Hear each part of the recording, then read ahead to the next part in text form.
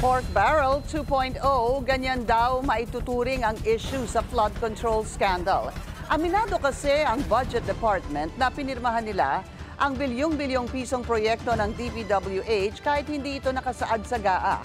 Ang detalye sa agenda report ni Hannah T. Binansagan ni Senate Finance Committee Chair Win Gatchalian na mala pork barrel ang unprogrammed funds, mga lump sum na walang linya sa budget na pwedeng maabuso. Pag sinasubmit dito yung unprogram, walang detalye yon. Nakasulat lang doon unprogram, tapos pag tinignan mo yung mga sub-programs, meron isa doon nakasulat sa GIP. No? Ito yung isang lump sum amounts. This year, 2026, ang proposal nila is about 80 billion for sa GIP. Pero in the past years, nakita namin na itong sa GIP nagagamit rin to sa flood control projects. Sa pagdinig ng Senate Blue Ribbon Committee, sinalang ni Gatchalian ang DBM sa mga tanong hinggil sa flood control projects na pinupondohan kahit wala sa General Appropriations Act. Umami ng DBM na walang specific line item ang mga ito. Puro request lang ng DPWH at pinirmahan ng kalihim ng DBM. Dahil dito, ang mga kontratista gaya ng Wawaw Builders nakakuha ng bilyong piso mga proyekto na hindi man lang nakalista sa GAA. Isang halimbawa ang 1.5 billion project ng Wawaw na naipondo kahit walang line item sa budget.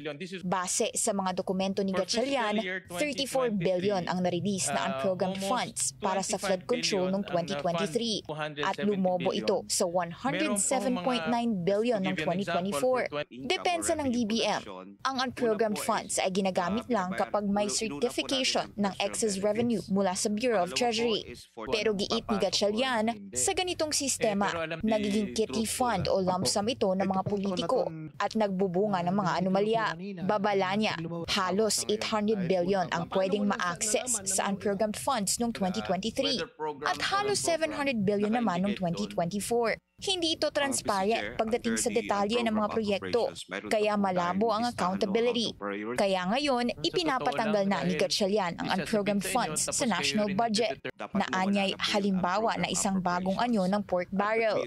Itong unprogrammed kulang sa transparency o halos walang transparency.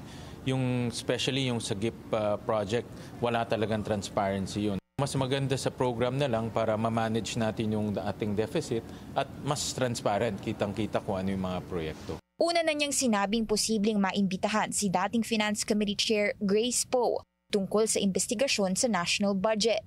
Pero susuriin pa raw kung kailan siya dapat pagpaliwanagin. Para sa agenda, Hannah T, Bilyonaryo News Channel.